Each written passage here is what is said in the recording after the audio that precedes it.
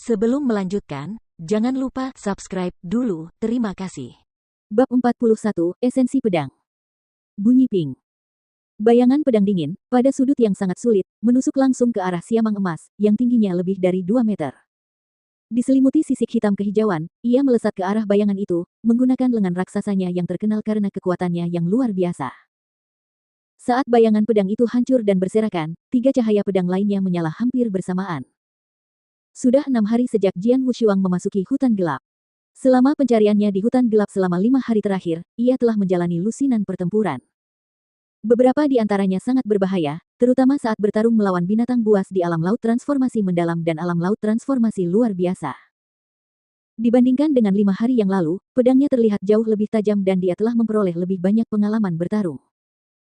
Kecuali satu pertempuran di arena gladiator, Jian Wushuang telah tumbuh dengan berlatih di Sword Marquis Mansion. Dia tidak memiliki pengalaman bertarung dengan siapapun sebelumnya. Namun sekarang, kekurangannya dalam hal pengalaman telah terbayar. Dentang. Pedang ujung yang berkilau dan berkedip-kedip itu menghindari mata si Gibbon emas, langsung menusuk tenggorokannya dengan kekuatan menusuk yang luar biasa. Bergemuruh, darahnya terus menyembur keluar saat tubuh besarnya langsung jatuh. Hebat, itu adalah binatang roh ketujuh di alam laut transformasi mendalam yang telah kau bunuh beberapa hari terakhir ini, kata si Mabu sambil berjalan mendekat sambil tersenyum. Kekuatan spiritualmu masih perlu ditingkatkan lagi sebelum dapat mencapai alam laut transformasi luar biasa, tetapi ilmu pedangmu telah menjadi lebih baik setelah beberapa hari bertarung. Saya masih harus menempuh jalan panjang, kata Jian Wushuang, menggelengkan kepalanya tanpa rasa bangga. Saya masih jauh dari cukup pengalaman bertarung. Berkat penguasaan saya dalam ilmu pedang, saya sekarang dapat menyingkirkan beberapa binatang roh yang tidak berpengalaman di alam laut transformasi mendalam. Namun, saya harus segera melarikan diri begitu bertemu dengan binatang roh yang lebih kuat karena saya masih belum dapat menggunakan kekuatan saya sepenuhnya. Kalau saja aku lebih berpengalaman dalam pertempuran dan lebih mahir dalam ilmu pedang, High plus P, kata Jian Wushuang sambil memegang tangannya erat-erat. Jangan bercita-cita terlalu tinggi. Lagi pula, kau bahkan belum berada di alam laut transformasi luar biasa, tetapi kau sudah memiliki kekuatan tempur yang luar biasa, kata si Mabu. Kemudian ia tiba-tiba menambahkan, akhir-akhir ini, aku melihat bahwa kau sangat berbakat dalam ilmu pedang. High plus P, dan aku punya sesuatu yang mungkin berguna untukmu. Aku memberikannya kepadamu demi Ji Wuyue. Si Mabu segera mengarahkan tangan kanannya ke atas, membuka sebuah buku bersampul kawat berwarna kuning. Apa? Kata Jian Wushuang dengan sedikit terkejut, lalu dia menatap cincin emas yang selalu ada di jari manis tangan kanan si Mabu. Apakah itu cincin interspatial? Tanyanya dengan curiga. Sesuai dengan namanya, cincin interspasial berisi ruang terpisah untuk menampung sesuatu. Tidak ada yang lain di tangannya, tetapi bagaimana buku itu muncul saat dia membalikkan tangannya. Tidak perlu dikatakan lagi bahwa itu pasti cincin interspatial. Kau benar, itu adalah cincin interspatial, kata si Mabu sambil tersenyum. Dipersembahkan oleh Istana Naga Emas, disebut cincin naga emas, dan melambangkan pengawal naga emas. Jika kau tertarik dan pergi ke sana, kau akan diberikan cincin naga emas oleh Istana Naga Emas hanya setelah kau menyelesaikan tugas untuk menjadi pengawal naga emas. Benarkah? Jian Wushuang menjadi bersemangat. Ngomong-ngomong, aku mendapatkan buku ini secara tidak sengaja. Pertama, kau harus membacanya dengan saksama, karena kau bisa mendapatkan manfaat dari apa yang telah dipelajari oleh ahli prinsip pedang ini. Ngomong-ngomong, dia adalah ahli tertinggi di alam kekosongan Yin Yang, kata si Mabu. Pengetahuan tentang prinsip pedang dari seorang ahli. Dan ditinggalkan oleh seorang ahli tertinggi. Tanya Jian Wushuang dengan tatapan serius. 7 tingkatan jalan roh, alam laut yang melampaui, alam inti emas purba, dan alam kekosongan Yin Yang, di antara semuanya, alam inti emas purba sudah terhubung dengan yang terkuat, alam kekosongan Yin Yang, dan seorang ahli tertinggi, yang juga langka di seluruh dinasti Tianzong. Apakah wawasan prinsip pedang yang ditinggalkan oleh pakar tertinggi tersebut?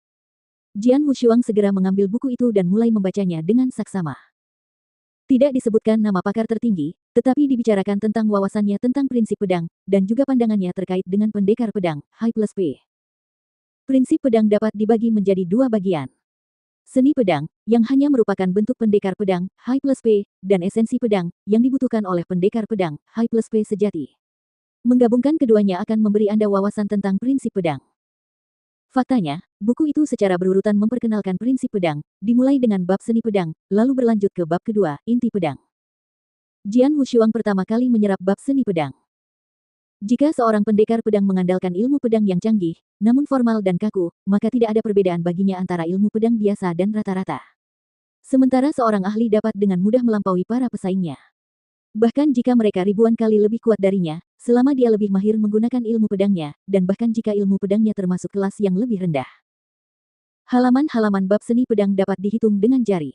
Dan yang mereka bicarakan hanyalah akal sehat tentang prinsip pedang. Namun, yang membuat buku itu berbeda adalah kenyataan bahwa penciptanya tampaknya membenci semua seni pedang di alam semesta. Ia bahkan meyakini bahwa seni pedang tidak penting bagi prinsip pedang.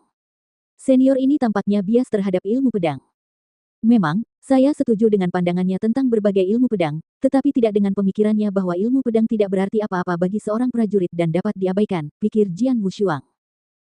Pelatihannya dimulai dengan seni pedang di usia dini, dan dia percaya bahwa itu sangat membantu seorang prajurit. Bagaimanapun, seni pedanglah yang telah mengalahkan Jian Menger dan Ye Mo dalam pertarungan token markis pedang. Dan, ilmu pedang pulalah yang membantunya bertarung melawan binatang buas roh dari alam laut transformasi luar biasa di hutan gelap, bahkan membuatnya menjadi mungkin untuk membunuh binatang buas itu pada akhirnya. Tanpa ilmu pedang, paling-paling dia hanya akan sebanding dengan binatang roh di puncak alam laut transformasi mendalam berdasarkan keterampilan penciptaan surgawinya yang unik. Bahkan saat itu, tidak pasti siapa yang akan menang. Sambil menggelengkan kepalanya diam-diam, Jian Wushuang mengalihkan pandangannya ke bab inti pedang dan bukan bab seni pedang. Esensi pedang juga dibagi menjadi dua bagian. Di bagian pertama, prinsip pedang digunakan untuk menemani dan memperkuat pendekar pedang, High plus P, pendekar pedang yang lebih kuat, High plus P berarti esensi pedang yang lebih kuat. Pada bagian kedua, esensi pedang digunakan untuk membentuk esensi langit dan bumi melalui pemahaman. Ada banyak esensi di alam semesta, termasuk bumi yang sangat besar, api yang berkobar, dan angin, di mana-mana dalam kehidupan kita. Mereka semua adalah bagian dari kekuatan alam semesta dan alam. Esensi ini dapat dibentuk dengan menggunakan esensi pedang seseorang dan sangat mengasah keterampilan pedang seseorang melalui pemahaman. Setelah mencapai level yang cukup tinggi, gerakan apapun dengan pedangnya dapat melampaui seni pedang kelas 1 dan bahkan seni pedang legendaris. Ada banyak jenis esensi pedang, seperti esensi pedang angin, esensi pedang api mengamuk, esensi pedang tanah, dan esensi pedang tetesan air. Isi dari bab inti pedang lebih canggih dan terperinci daripada pengantar biasa di bab seni pedang. Dan, Jian Wushuang benar-benar tenggelam dalam isinya.